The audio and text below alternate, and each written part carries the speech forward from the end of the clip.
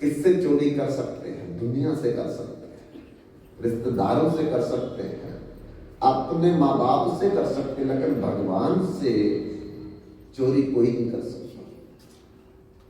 हम लोग जो अंदर सोचते भी हैं वो भी भगवान को पता लग जाता है, क्योंकि जहां से सोचते हैं उसके पीछे वो बैठा हुआ है। तो बचाओ कैसे हम बचेंगे? इसलिए भाई विनम्र भाव से चुपचाप सीधे साधे बन करके भगवान के सामने जाना चाहिए। यहां चालाकी नहीं चलेगी, इसलिए मारे जाएंगे हम, बहुत बुरा हाल होगा हमारा। भगवान के आगे तो कान पकड़ करके ही खड़े होना चाहिए, सामने नहीं तो कम से कम अपने कमरे में जहां मंदिर बनाया है बार बार कान पकड़ करके 100 बार उठन बैठे करनी चाहिए, भगवान से माफ कर दो प्रभु, हम बहुत पाप कर चुके हैं, बहुत अपराध कर चुके हैं।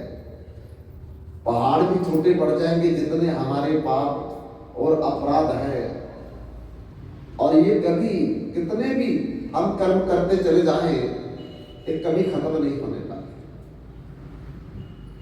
एक व्यक्ति जीवन में ये सोच ले कि मैंने पुण्य नहीं करने हैं, तब भी उसके पाप बढ़ते जाए, कम नहीं होंगे कभी भी। क्यों? हर पुण्य के पीछे पाप होता है और हर पाप के पीछे पुण्य होता है। एक व्यक्ति को अगर मार करके वो जंगल में फेंक देता टुकड़े टुकड़े करके, ये तो बहुत बड़ा पाप हो गया। लेकिन वहां के जानवर जो हैं, पक्षी जो हैं, वो भोजन के रूप में खा रहे हैं, तो उनके तरफ से पुण्य हो गया। हर पाप के पीछे पुण्य होता है, हर पुण्य के पीछे पाप होता है। तो जब हर पुण्य के पीछे पाप, पाप के पीछे पुण्य होगा तो खत्म कब होंगे?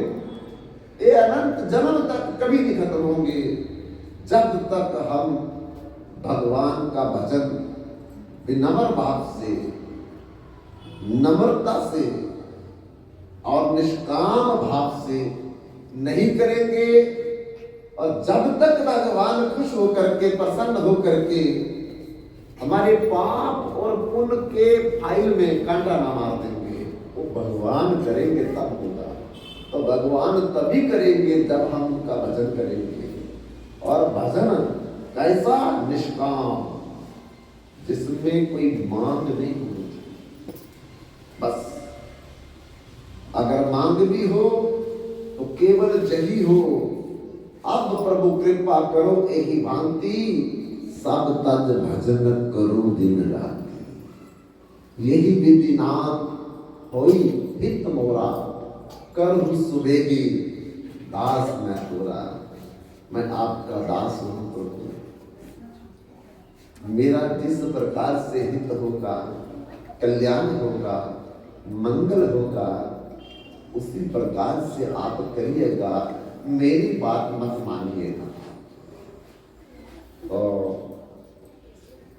व्यास जी भगवान को मध्य नजर रख करके कहते हैं कि मुझे खुद नहीं पता चल रहा कि मैंने लोगों का भला क्या किया है, मेरा खुद का भला ही नहीं हुआ अभी तक, कि मैंने इसलिए सब कुछ लिखा कि लोगों को सुख मिले, शांति मिले, पर मेरे कोई सुख नहीं, मेरे कोई शांति नहीं मिल रही है। तो इसका क्या कारण है, क्या कमी रह गई, तो खुद को तो पता चलेगा नहीं। और हम अपनी कमी खुद से पूछते हैं तो भला हमारी बुद्धि थोड़ी बताएगी कि तुम गलती कर रहे हो, ये तो दूसरा बताएगा। तब भगवान ने कृपा करके अपने मन के अवतार देव ऋषि नारद के हृदय में प्रेरणा दी, और वो भ्रमण करने के लिए तीर्थों में जा रहे थे। लेकिन ऐसे ही मन में आया, चलो एक मेरे शिष्य व्यास जी हैं, मैं उनको मिल करके चलता हूं। मन में कोई बात नहीं थी व्यास जी से मिलने के लिए, लेकिन भगवान ने प्रेरणा कर दी और नारद जी व्यास जी की तरफ चल पड़े।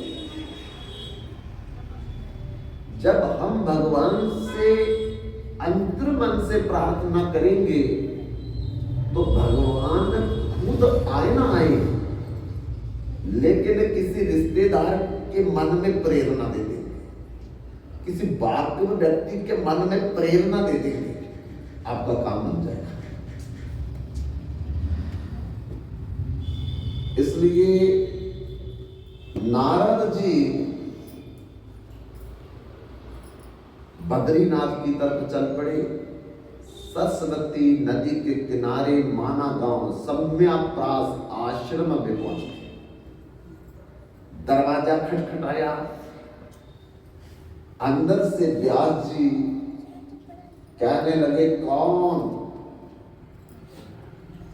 नारद जी ने कहा कि मैं देव ऋषि नारद। तब तो व्यास जी बड़े प्रसन्न हुए कि शायद भगवान ने अंतर मन से जो मैंने प्रार्थना की थी उन्होंने स्वीकार कर ली है। गुरु जी को भेज दिया। और नारद जी जब जिसको मिलेंगे उसका कल्याण निश्चित होगा। 6 महान शिष्य हैं नारद जी और शिव का कल्याण कर दिया। कौन कौन? ध्रुव जी, देखो 6 महीने में भगवान मिला दिए। प्रहलाद 5 साल का बालक नरसिंह भगवान का अवतार करवा दिया उसके लिए। मां पार्वती, देखो भगवान शंकर से विवाह करवा दिया। सत्याभामा भगवान कृष्ण से विवाह करवा दिया। वाल्मीकि जी महर्षि वाल्मीकि बना दिए। भगवान राम के 11,500 साल जो लीला होनी है वाल्मीकि जी ने पहले लिखी थी देव ऋषि नारद की कृपा से। और व्यास जी भी नारद जी के शिष्य हैं। अब इनका भी कल्याण करेंगे। देखो क्या पूछा जाकर के कि आपका मन और शरीर दोनों ठीक तो है? आपकी हाल और चाल ठीक है? तो व्यास जी कहते ना हाल ठीक है ना चाल ठीक है, अर्थात ना मन ठीक ना शरीर ठीक। देखिए शरीर और मन एक दूसरे के पूरक है। जब हमारा मन ठीक नहीं होगा तो शरीर अपने आप ही खराब हो जाएगा, और जब शरीर ठीक नहीं होगा तो मन अपने आप ही अशांत हो जाएगा। जब दोनों ठीक होंगे तो हम अपने आप को ठीक महसूस करेंगे। क्या बात है? नारद जी ने पूछा तो व्यास जी कहते कि मैंने एक वेद के 4 भाग किए। वेद एक था, व्यास जी ने 4 भाग किए, इसलिए उनका नाम वेद व्यास। व्यास मैंने जो भाग करता है, बांटता है वेदों को, उसका नाम वेद व्यास।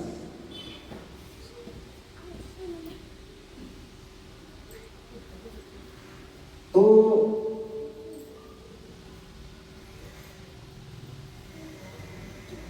मैंने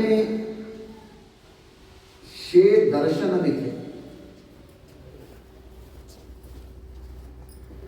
108 उपनिषद लिखे, श्रुतियां समृद्धियां 555 ब्रह्मसूत्र लिखे, 1 लाख श्लोक वाली महाभारत लिखी, जिसमें 14 गीता है।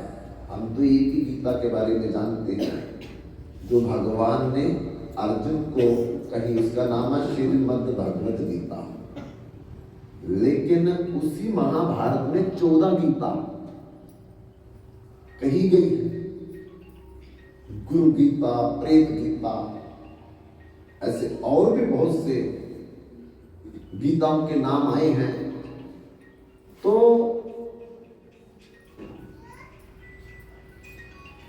17 पुराण लिखे, लेकिन मेरे को कोई शांति नहीं मिली। क्या कमी रह गई मेरे को समझ नहीं आ रही है। नारद जी कहते हैं कि आपने क्या लिखा है जिससे लोगों का भला हो?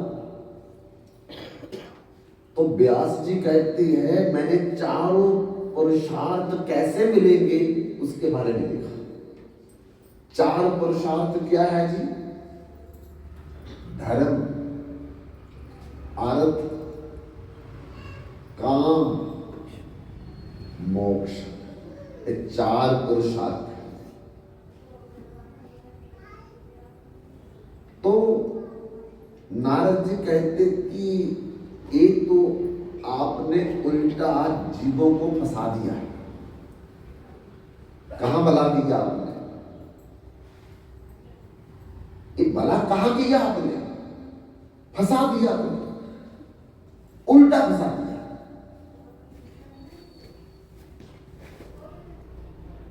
व्यास जी कहते कैसे फंसा दिया? लोगों को धन की जरूरत है, तो मैंने धन के बारे में लिखा कि किस देवता की पूजा करने से धन बढ़ेगा। इसमें मैंने बुरा काम कौन सा किया?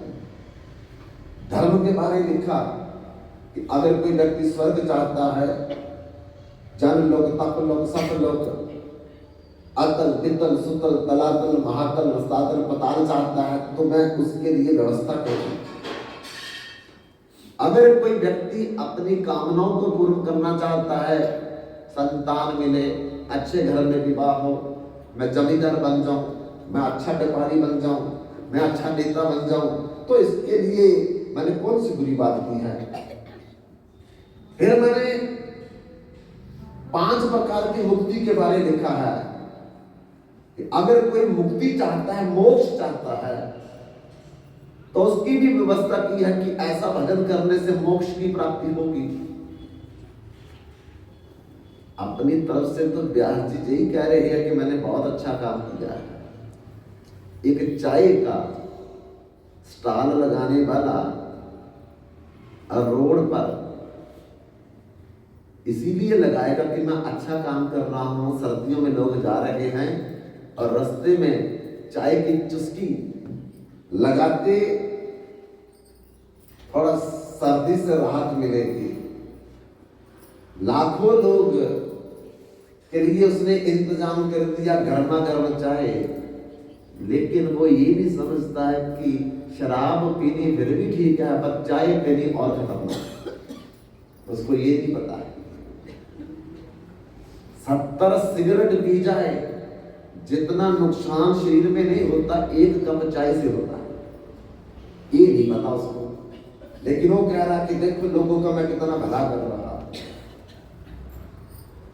शराब का स्टॉल लगा करके लोग दौड़ दौड़ करके आएंगे। दूध बेचने वाला गली गली जाकर के पूछता ले लो दूध, ले लो दूध। दूध लेने वाला कोई नहीं मिलता। और किसी उजाड़ जगह में भी ठेका खोल दो, वहां भी पहुंच जाते हैं सारे। बोलना नहीं पड़ता, दौड़ते हैं जाकर के। वहां देखो लाइन लगी होती है। तो हमारी सोच हमारे तरीके से नहीं चलेगी।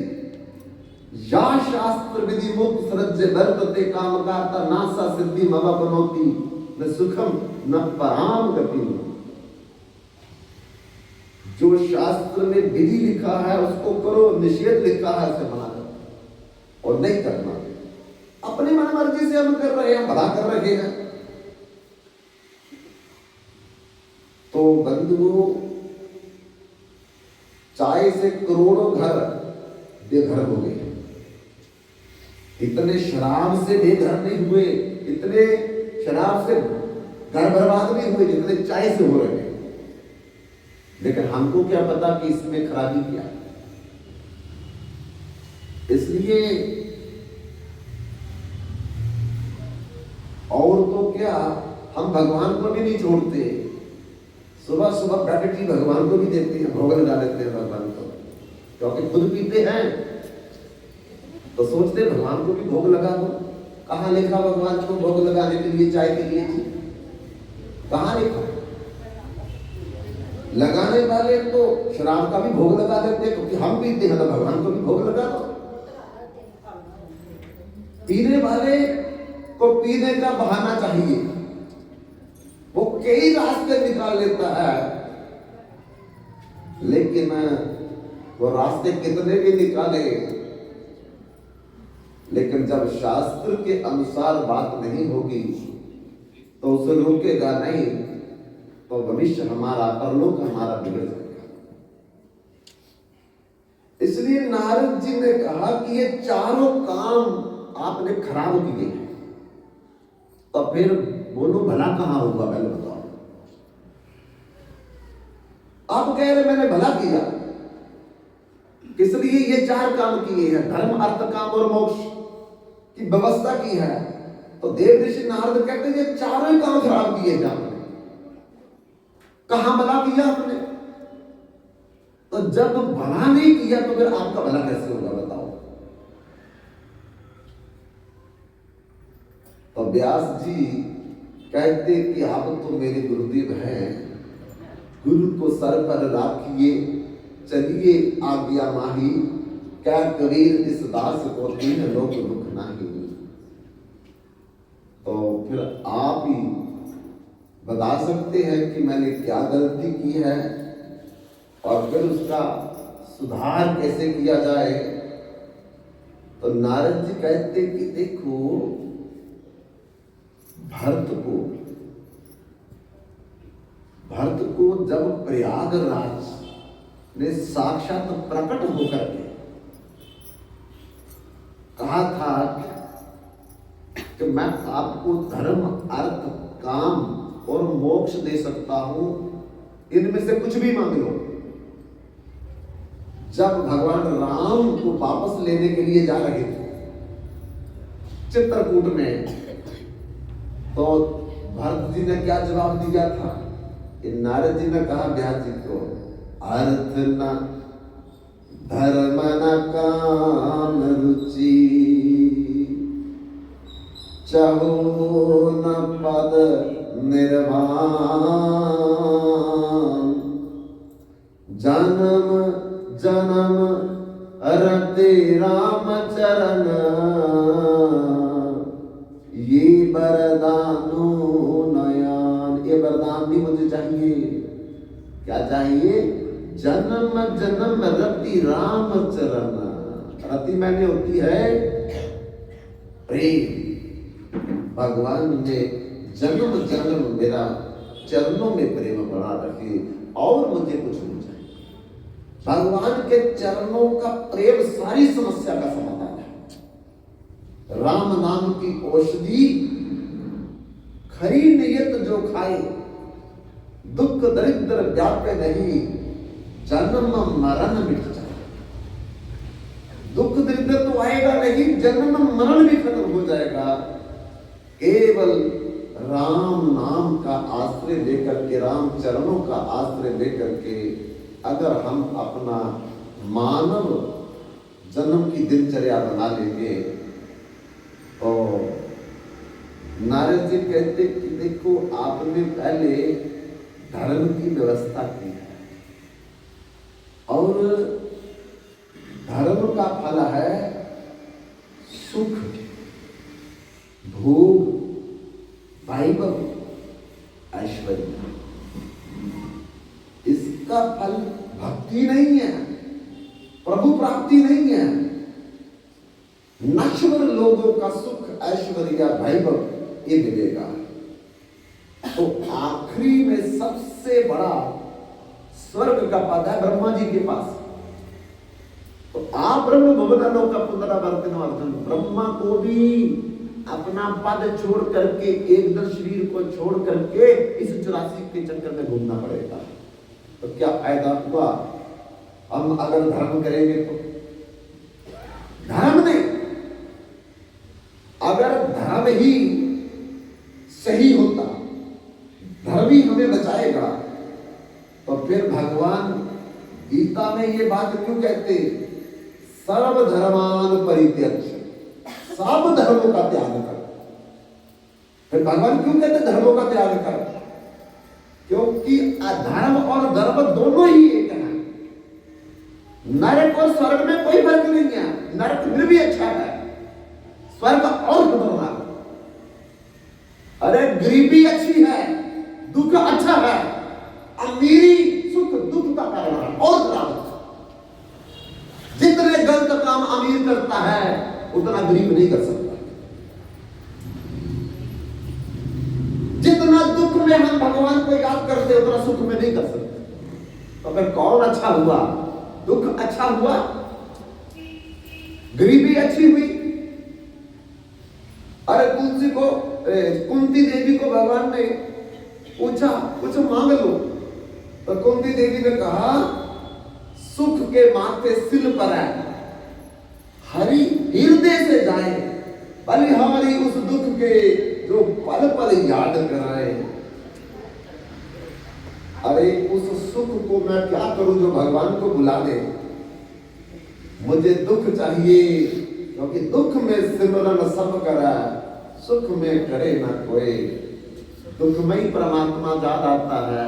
हॉस्पिटल में रोज जाना चाहिए एक बार, और वहां की हालत देख करके भगवान याद आएगा अपने आप। शमशान घाट का एक दर्शन करना चाहिए रोज जाकर के, एक दो शब्द जलते देखेंगे तो अपने आप भगवान याद आएगा। जमीन में पैर रखने शुरू कर देंगे हम लोग, नहीं तो आसमान में उड़ रहे हैं हम लोग। बड़े बड़े लोगों को देख करके हम अपने पैर आसमान में उड़ा रहे हैं, लेकिन नीचे देखेंगे तो तभी जमीन में हमारे पांव आएंगे, पता चलेगा कि कितना दुख है संसार में। इसलिए सर्वधर्मान परित्यज्य, भगवान का सब धर्मों का परित्याग करके माम एकम शरणम व्रज, केवल मेरे चरणों से प्रीति करो,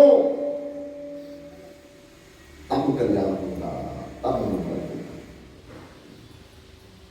तो आपने तो धर्म की व्यवस्था कर दी है, भगवान धर्म को छोड़ने के लिए कह रखे हैं। अब आपकी बात सच है या भगवान की बात सच है? एक तरफ भगवान कहते हैं धर्म का त्याग करो, दूसरी तरफ आप धर्म की व्यवस्था कर रहे हैं। दोनों में किसकी बात माने? भगवान की माने या आप? तो समझना पड़ेगा कि जितने छोटे छोटे वर्ण आश्रम धर्म है, किताबें दान करना, औषधियां दान करना, रक्त दान करना, विद्या दान करना, धन दान करना, ये दिखने में तो लगता है कि पुण्य कर्म है, परोपकार है, लेकिन ये भी बंधन का ही कारण है, क्योंकि कर्म हर बंधन का कारण है, चाहे वो अच्छा कर्म हो चाहे वो बुरा कर्म हो, और तो सब बंधन का कारण है।